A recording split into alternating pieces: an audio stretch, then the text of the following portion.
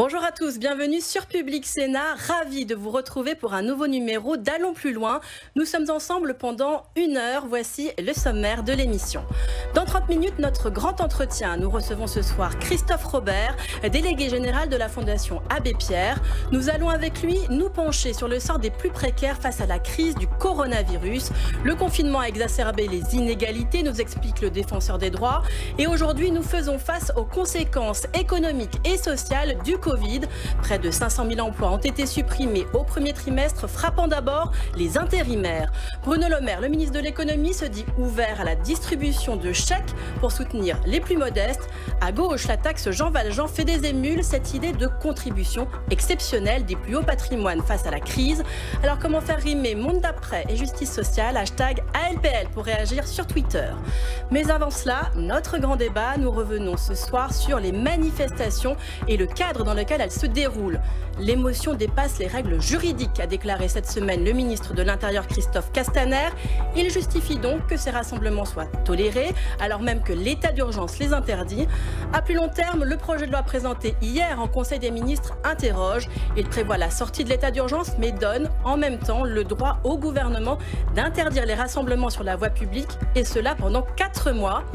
La majorité justifie cette restriction par la vigilance sanitaire nécessaire, mais des associations, syndicats et opposants s'inquiètent. C'est l'objet de notre discussion dans un instant. Mais d'abord, on revient sur la situation actuelle.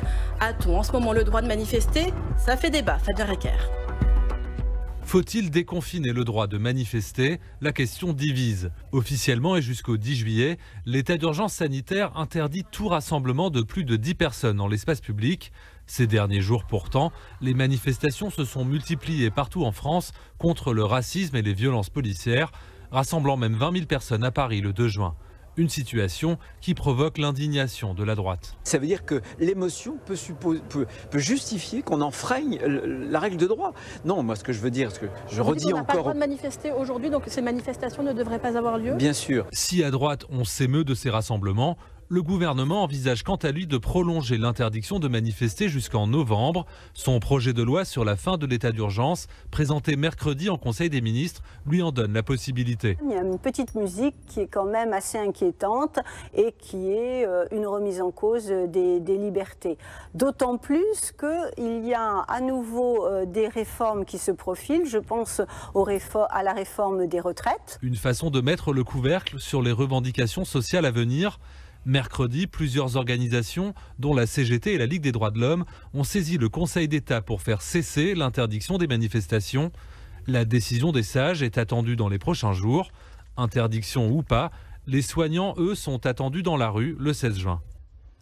Et avec nous, pour le débat d'Allons plus loin, ce soir, Valérie Gomez-Bassac, bonjour. Bonjour. Vous êtes députée La République En Marche du Var, vous êtes porte-parole du groupe à l'Assemblée nationale. Merci beaucoup d'être avec nous. Également en visioconférence, Jérôme Bacher, bonjour. Vous êtes sénateur LR de l'Oise. Et également avec nous, Romain Dupéret. Vous êtes avocat, vice-président du collectif Ensemble pour l'avenir du droit et de la justice.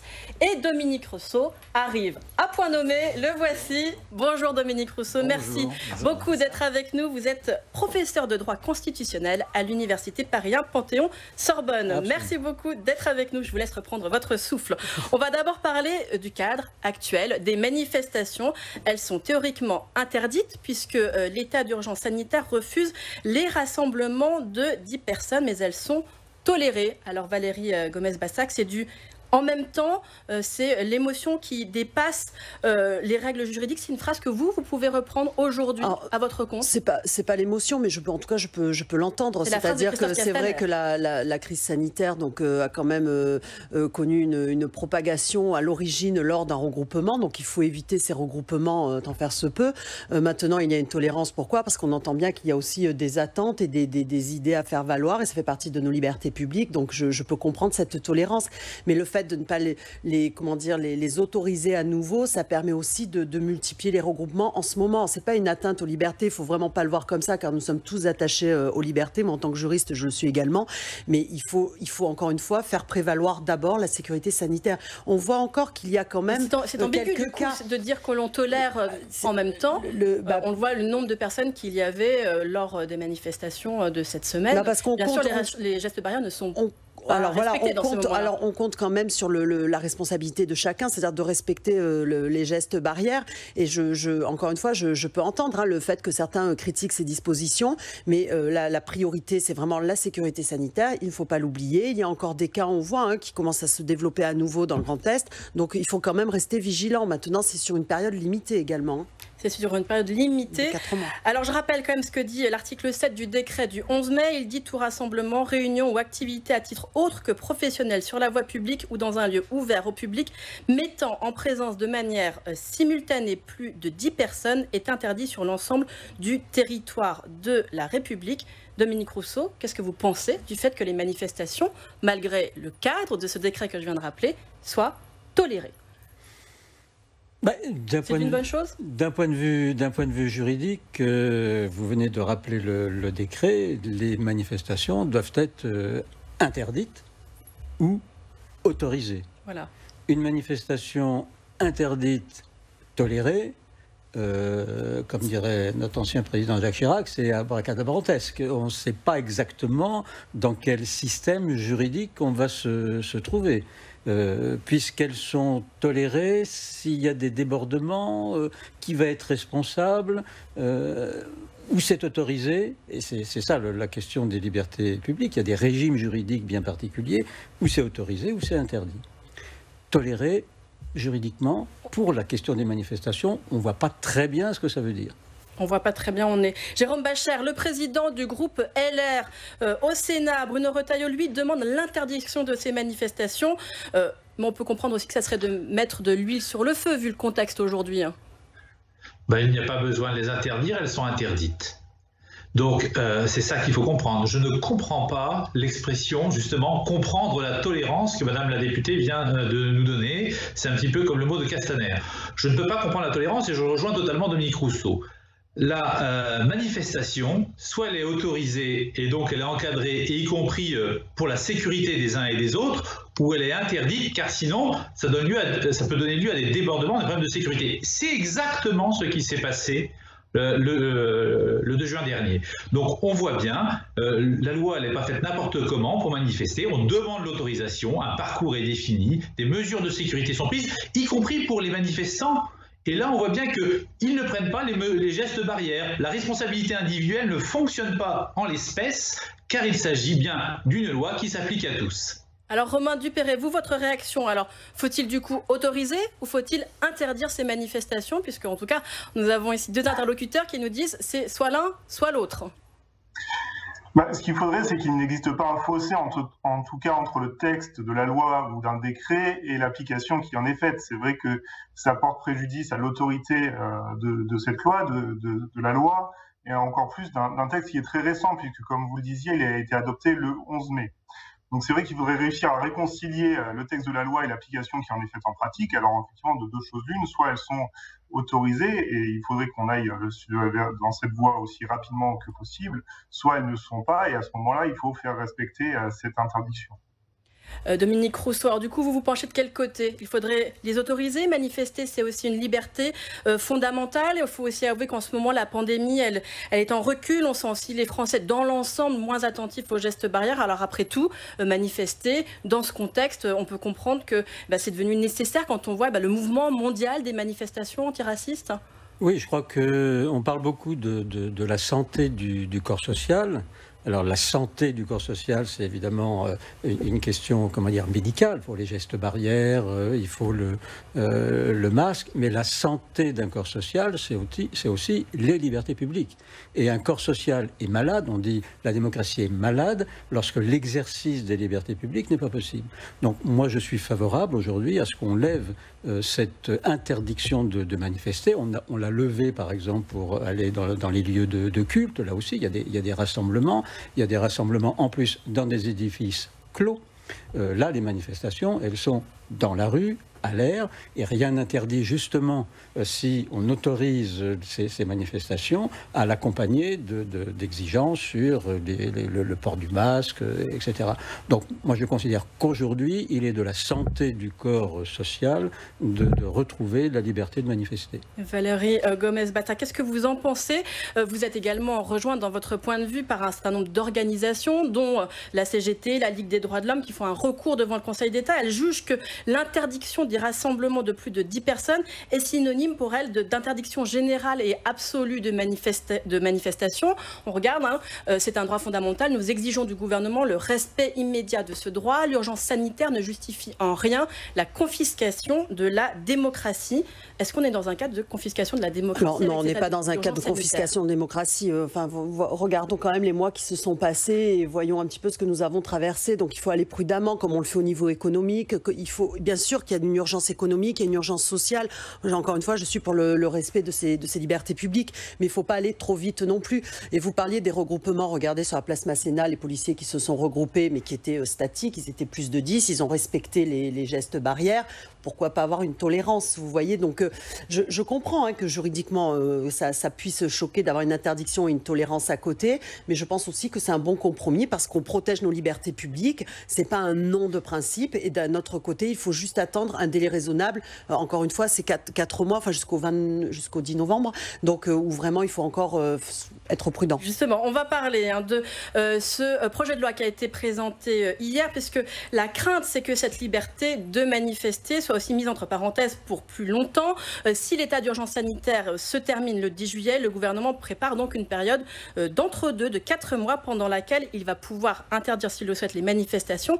Et cela inquiète. Écoutez le président du groupe centriste ici au Sénat, Hervé Marseille. Il était ce matin l'invité de notre matinale. Le texte est très ambigu. Le texte, il permet quand même... C'est pas clair. Ben non, il permet de prendre toutes sortes de mesures. Il y a d'ailleurs des professeurs de droit qui se sont exprimés pour dire tout ça, c'est pour permettre au gouvernement de prendre des mesures fortes contre les manifestations vis-à-vis des libertés publiques, etc. Et donc, est-ce que vous pensez aussi? Oui, le Sénat le pense fortement, et je pense que ce texte n'a pas vocation à demeurer parce qu'il y a déjà tout ce qu'il faut dans l'arsenal juridique et notamment dans la loi du 23 mars. Jérôme Bacher, je vous vois acquiescer à ce que dit Hervé Marseille. Vous êtes de son avis. Ce projet de loi qui a été présenté hier, il vous inquiète? On ne va pas dire qu'il m'inquiète, simplement il est très liberticide.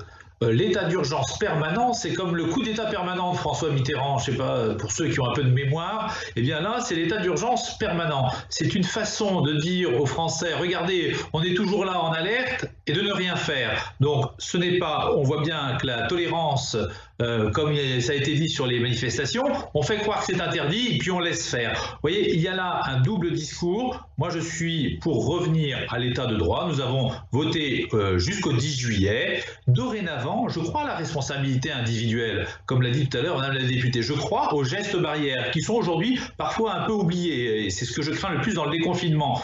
Mais on va comme cela jusqu'au 10 juillet. Le Sénat, en tout cas, vous avez entendu Hervé Marseille, je peux croire, j'ai écouté Philippe Bas aussi sur votre antenne, j'ai parlé avec Bruno Retailleau. La majorité sénatoriale s'opposera à un état d'urgence sanitaire jusqu'au 10 novembre. Ce n'est pas raisonnable.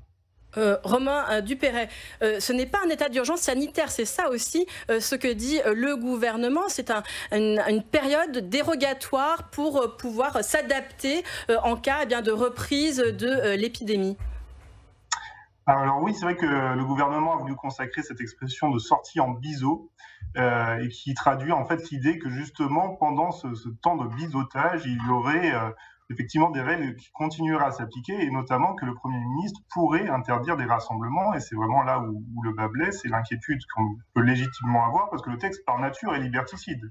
Et c'est vrai qu'il faut le remettre aussi dans son contexte. Il y a un an de cela, on parlait des lois anti-casseurs et déjà on s'inquiétait des coups de boutoir et des limites qu'elle apportait à la liberté de manifester. Il ne faudrait pas que non plus nos concitoyens, nos concitoyennes aient l'idée que par des attaques successives, le droit de manifester soit amoindri durablement en France.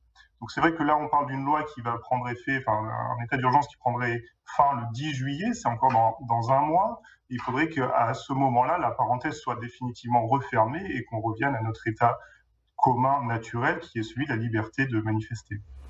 Oui, Valérie Gomez-Bassac, est-ce que ça ne serait pas plus simple? Soit, finalement, on voit qu'il n'y a plus de risque et on revient dans l'état de droit commun, soit il y a vraiment un problème et on en reste à l'état d'urgence sanitaire. Alors, encore une fois, on ne sera plus en état d'urgence sanitaire, c'est-à-dire que la fin sera bien prononcée, on donne juste des outils nécessaires si jamais il fallait prendre des mesures. On ne peut pas d'un côté reprocher au gouvernement de mettre une semaine, 15 jours, etc. à prendre des mesures, et là de prendre un texte qui serait effectif pendant 4 mois et qui lui permettrait, si nécessaire, de prendre des mesures adaptées. Bon, vous limitez ça au droit de manifestation, et c'est pas que ça. C'est aussi la possibilité de limiter des libertés individuelles ou quoi. Alors, espérons que ce n'ait pas lieu, mais encore une fois, personne ne sait ce que sera la crise sanitaire. Donc, c'est pas un état d'urgence, c'est la fin de l'état d'urgence, mais c'est la possibilité donnée au gouvernement de pouvoir adapter en fonction évidemment, de clusters ou autres. Juste très rapidement, je vous donne la parole, Dominique Rousseau, mais Jérôme Bachar, on voit que vous voulez réagir.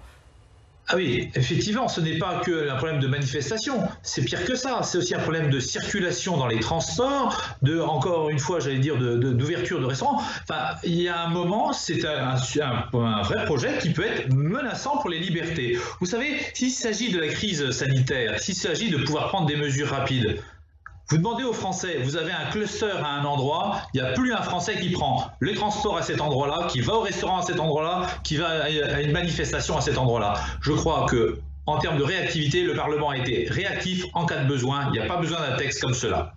Dominique Rousseau, est-ce que vous partagez toutes ces inquiétudes sur cette période qui ouvre donc une période qui va restreindre vraiment les libertés? On peut peut-être s'en inquiéter, d'autant plus que on peut imaginer qu'il va y avoir des contestations qui vont arriver, notamment avec la crise économique, sociale. Les gens vont certainement vouloir manifester. Oui, je ne pense pas que le projet de loi, dans l'état actuel de sa rédaction, il faut voir comment il va évaluer à l'Assemblée nationale et au Sénat, ce projet de loi, contrairement à ce qu'on dit, ce n'est pas un projet de loi de sortie de l'état d'urgence sanitaire. L'état d'urgence continue, puisque le Premier ministre aura toujours la possibilité de prendre des mesures pour interdire la liberté de circulation ou la restreindre, pour fermer ou restreindre l'ouverture des bars, des restaurants. Il aura la possibilité aussi, on vient de le dire, d'interdire ou de restreindre la liberté de manifester. Autrement dit, l'état d'urgence continue. Alors, ce qui est grave...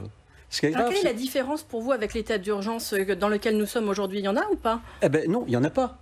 Puisque l'état d'urgence a été prononcé le 23 mars. Pourquoi? Pour justifier des mesures d'interdiction et de restriction des libertés. Et là, qu'est-ce qu'on va faire? On va supprimer la motivation des mesures, mais on va garder les mesures. Autrement dit, les mesures de l'état d'urgence, interdiction, etc., vont rentrer pour 4 mois, dit-on, dans le droit commun.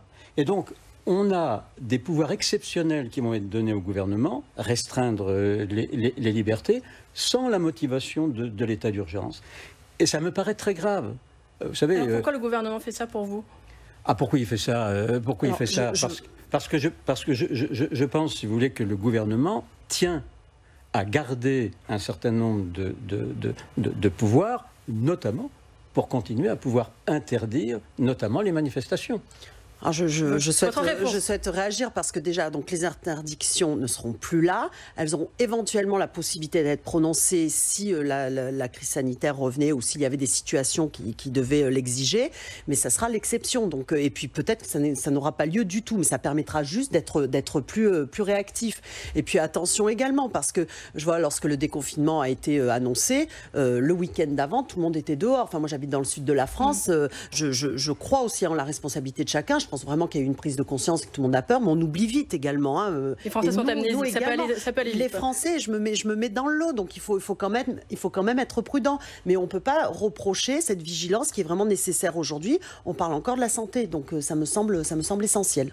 Peut-être d'autant plus qu'aujourd'hui, on constate qu'il y a des manifestations qui sont tolérées. On a beaucoup parlé des manifestations antiracistes, mais il y a aussi un certain nombre de manifestations de soignants qui ont lieu tous les jeudis. Là aussi, elles sont tolérées. On comprend bien qu'il est quand même très compliqué d'envoyer des CRS dans le contexte actuel face à des soignants qui vont manifester alors qu'on est en plein Ségur de la santé.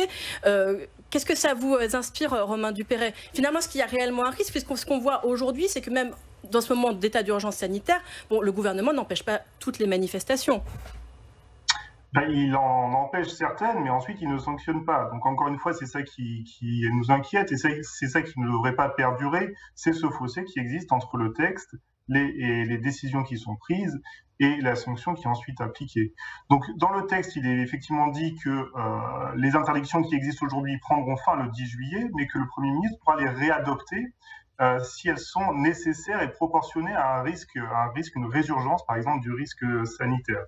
Donc, bon, c'est quand même un petit peu encadré. Le Conseil d'État a d'ailleurs décidé il y a quelques jours qu'il lui semblait que la structure du texte était suffisamment équilibrée pour être adoptée en l'état, mais c'est ce même Conseil d'État qui, au cas par cas, devra juger s'il ait fait usage de ses pouvoirs, s'il en a fait usage à bon escient, et notamment si le Premier ministre a eu raison de réimposer des limites à la liberté de manifester parce qu'il y aurait un cluster à tel endroit ou parce qu'il y aurait un nouveau pic qui se présenterait. Donc il y a quand même un contrôle qui va se faire. Alors c'est vrai que le Conseil d'État, il a été critiqué pendant la crise sanitaire pour avoir été assez bienveillant, voire complaisant aux yeux de certains à l'égard du gouvernement sur les mesures qui ont été prises. Donc aussi, on dépend beaucoup du zèle du Conseil d'État dans la mise en œuvre de ces mesures.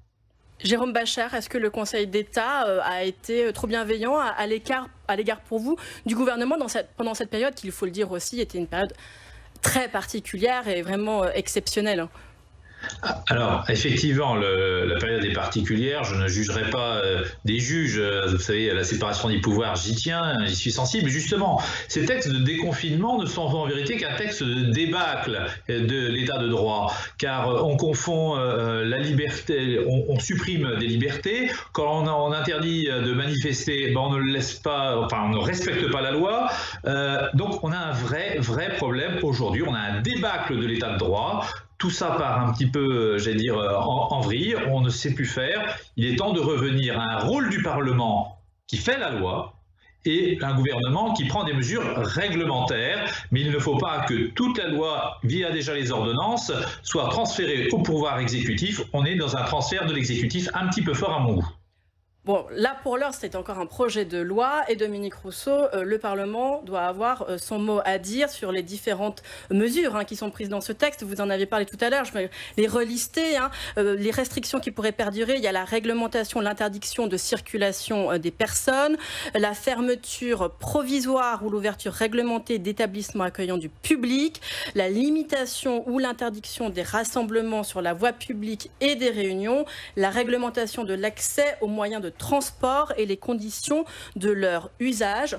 Là-dessus, le Parlement peut faire son travail quand même. Mais vous voyez, qu'est-ce que vous venez de dire là ?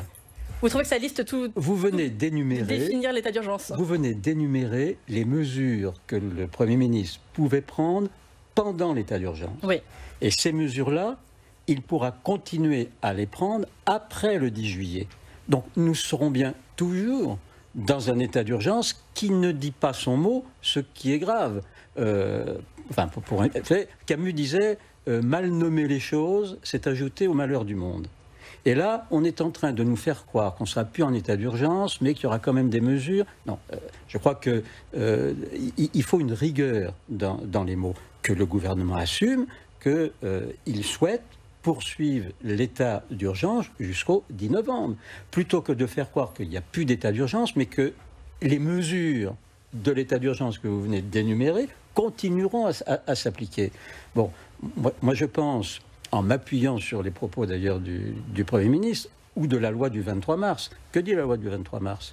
Pour établir l'état d'urgence, il faut une catastrophe sanitaire, et il faut que la santé de la population soit mise en péril grave. C'est les deux mots, deux conditions. Catastrophe, péril grave. Que dit le Premier ministre ? Que dit le président du comité des scientifiques ? L'épidémie est sous contrôle. Donc il n'y a plus de catastrophe, il n'y a plus de péril. Que dit le Premier ministre ? La liberté devient le principe, l'interdiction l'exception. Très bien, donc il n'y a plus besoin d'état d'urgence, puisque la motivation de l'état d'urgence, c'est la catastrophe et la gravité. Et on nous dit, c'est sous contrôle. Donc il n'y a plus de catastrophe, il n'y a plus de gravité. Donc supprimons l'état d'urgence et revenons à l'état de droit. Sous le quinquennat de François Hollande, on a passé quand même 2 ans sur 5 en état d'urgence. Et oui, après de les novembre attentats de 2015 à novembre 2017. Et ça a laissé des traces. 2 ans dans le droit commun. 5 ans. Et là, on est déjà sur 4 mois. Et 8 si on va jusqu'en novembre. Non, à un moment donné, si vous voulez, je reviens sur cette idée, la santé du corps social, c'est pas seulement une question médicale, c'est une question aussi du vivre ensemble par l'exercice des libertés publiques. Dominique Rousseau, vous dites c'est un état d'urgence qui ne dit pas son nom. Eh bien, ce sont exactement les mots qu'a également le président de la commission des lois ici au Sénat, le sénateur Philippe Bas. Je vous propose d'écouter ses inquiétudes sur ce projet de loi.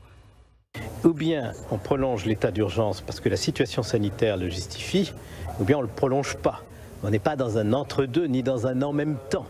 En réalité, le gouvernement, j'ai vu son texte, il nous dit « ça n'est plus de l'état d'urgence ». Moi, je lui réponds « c'est quand même de l'état d'urgence ». Voilà, vous auriez pu le dire exactement de cette façon-là. J'aurais pu dire, il y avait une formule autrefois, on parlait avec Charles Pasqua, je crois, des vrais faux passeports. Là, on dirait la même chose, c'est une vraie fausse sortie de l'état d'urgence. Valérie Gomez, bon, je me sens un peu seule, mais je vais encore répéter ce que je disais. C'est que pour moi, nous ne serons pas en état d'urgence. Il y aura une possibilité de reprononcer des interdictions si la situation sanitaire l'exige.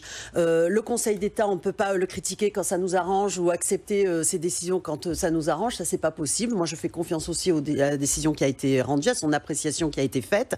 Et il y a un mot qui est important, c'est qu'il faudra que ce soit proportionné également, donc proportionné par rapport à la situation sanitaire. Donc c'est quand même. Puis on a eu le conseil scientifique qui est plutôt d'accord avec l'idée d'avoir cette période transitoire. Ça permet de mieux cibler, ça permet de cibler, d'agir peut-être que sur les transports ou que sur les manifestations ou que sur la fermeture d'établissements, que sur certaines régions. Donc ça me semble plus raisonnable. Et encore une fois, c'est que jusqu'au 10 novembre. C'est long aussi, hein, je suis d'accord. Mais bon, après, j'espère que la vie normale reprendra et les manifestations également. Ce qui trouble dans cette période, c'est aussi que à la fois on a ce discours sur cette période qui s'ouvre, qui va être synonyme de restriction des libertés, et en même temps, au gouvernement, on a ce discours qui nous dit, il faut absolument accélérer sur le plan économique, il faut retrouver la normale. C'est ce qu'a dit ce matin Bruno Le Maire. Nous entrons dans une nouvelle période, celle où il faut reconstruire économiquement le pays, retourner à la vie normale, accélérer le retour au travail de tous les Français. Jérôme Bachar, qu'est-ce que vous en pensez? Est-ce que ce sont des injonctions contradictoires ou en même temps on comprend ces tiraillements parce qu'il y a bien en même temps cette urgence économique? Alors, je vous ai écouté, vous avez dit, je crois, 5 ou 6 fois en même temps. Ça montre bien qu'on est dans l'injonction en vérité contradictoire. J'ai écouté Bruno Le Maire ce matin à la commission des finances où il intervenait. Et effectivement, on est totalement dans « il faut tout reprendre ». Et en même temps, on n'est pas sûr. Donc, il faut à un moment donné des perspectives claires. Et donc, on sort de l'état d'urgence, on sait prendre, le Parlement, des mesures rapides, on l'a prouvé à plusieurs reprises en cas de problème, mais on revient à l'état normal et on revient à un état où on s'occupe des vrais sujets des Français, c'est-à-dire qu'ils travaillent, qu'ils puissent manger à leur faim, parce qu'il y a plein d'endroits, ça commence à devenir vraiment très dur. Et je peux vous assurer, quand on est conseiller départemental et qu'on s'occupe du social, on voit les difficultés s'amonceler. Donc il faut vraiment revenir au sujet important et urgent. On attend vraiment l'oracle dimanche soir. On attend l'oracle dimanche soir. Effectivement, la prise de parole d'Emmanuel Macron qui est très attendue et on ne sait pas du tout pour l'instant ce qu'il va nous dire. En tout cas, il y a beaucoup d'hypothèses là-dessus. Romain Dupéret, est-ce que pour vous ce sont des injonctions contradictoires ou des injonctions qu'il faut réconcilier? Mais écoutez, de toute façon, la situation, comme vous disiez, est quand même un petit peu exceptionnelle. Donc c'est sûr qu'il y a des ajustements permanents qui doivent être faits. Ils doivent toujours être faits, à mon sens, dans le sens de la liberté. Alors c'est vrai que ça doit être la liberté économique, ça doit être aussi la liberté de manifester. D'ailleurs, le texte, on dit qu'il est pris pour répondre à l'aspiration collective au rétablissement du droit commun. Donc le droit commun, il doit se rétablir dans toutes ses composantes, à la fois, encore une fois, l'activité économique et du droit de manifester.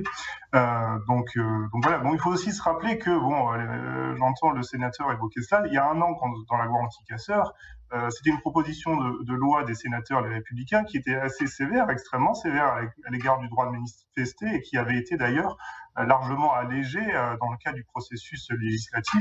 Et donc c'est vrai que c'est amusant d'entendre à un an d'écart se faire le chantre d'un droit de manifester aussi absolu ce soir. Jérôme Bachar. Non, là je crois qu'il y a une petite confusion. L'année dernière, cette loi anti-casseurs permettait de manifester librement et de manifester en toute sécurité. C'est exactement la même chose que je demande, qu'on puisse manifester dans notre pays. Quand le droit de grève, lui, est constitutionnel. Nous pouvons manifester, mais il faut pouvoir le faire en toute sécurité. C'était à la fois pour les manifestants, à la fois pour les voisins. Je réclame toujours la même chose, liberté en toute sécurité, manifester en toute liberté et en toute sécurité. Dominique Rousseau, votre réaction, bon, on ne va pas faire un débat sur la loi anti-casseurs qui date de l'an dernier, mais on est dans cette période où il y a des tiraillements qui sont bien compréhensibles avec les nécessités économiques d'une part, et puis est-ce que l'état d'urgence doit suivre toutes ces nécessités économiques pour vous? Ce qu'a dit Bruno Le Maire, c'est qu'il faut que les affaires reprennent. Oui. Il faut que l'économie redémarre.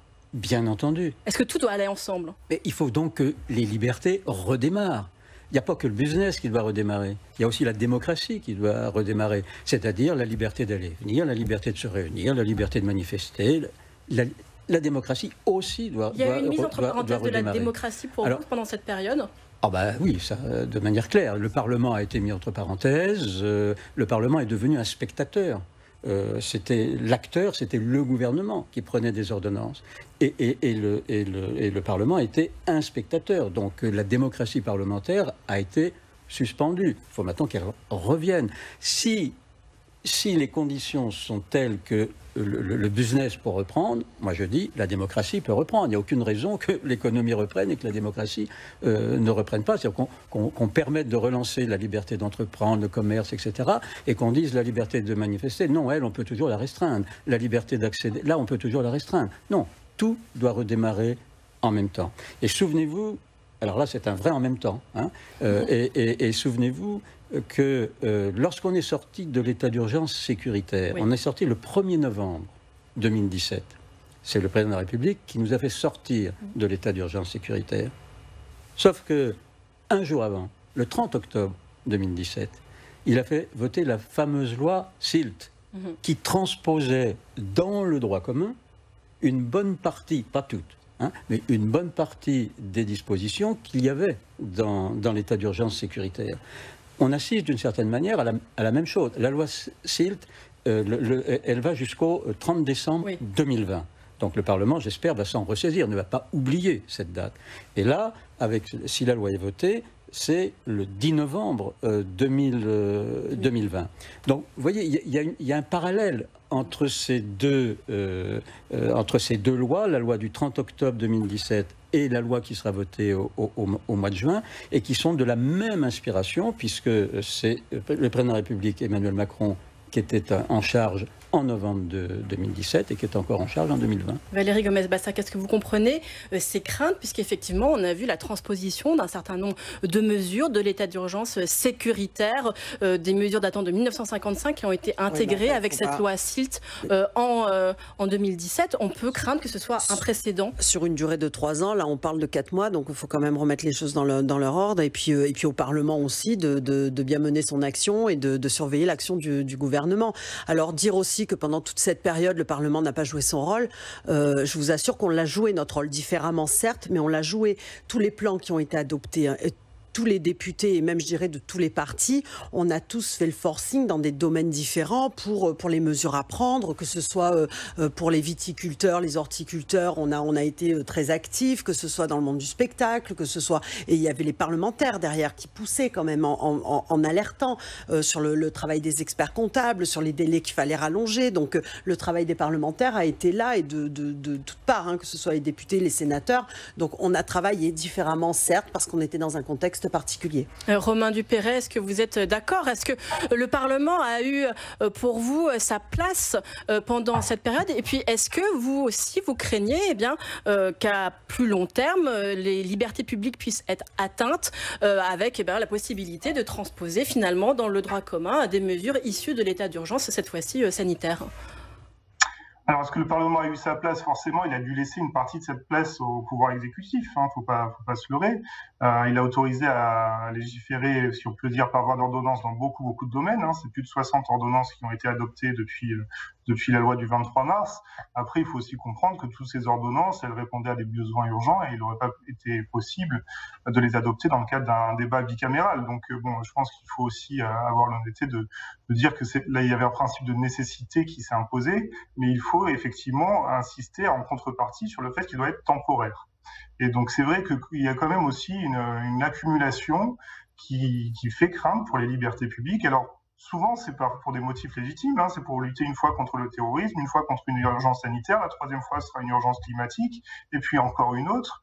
Mais c'est vrai que du coup, il ne faudrait pas, comme le dit notre confrère Sureau, s'accoutumer à cet état d'urgence ou dérogatoire permanent ou à ces restrictions permanentes de liberté qui ferait que justement, on est habitué, le principe, c'est celui de la restriction.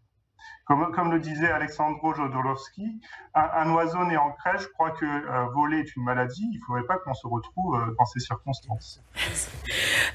Jérôme Bascher, votre réaction, vous également. Je vais vous faire une autre citation, peut-être moins poétique, mais elle est de Jacques Toubon, le défenseur des droits, qui dit, lui, eh bien, l'état d'urgence et ses dispositions exceptionnelles doivent être temporaires. Il s'en inquiète beaucoup dans son dernier rapport annuel, le défenseur des droits. Mais nous aussi, c'est bien pour ça que Philippe Bas, vous l'avez entendu, Hervé Marseille, vous l'avez entendu, au Sénat, nous sommes très attachés aux libertés, hein, et aux libertés publiques en particulier. Et donc, nous ne voyons pas d'un bon œil ce texte.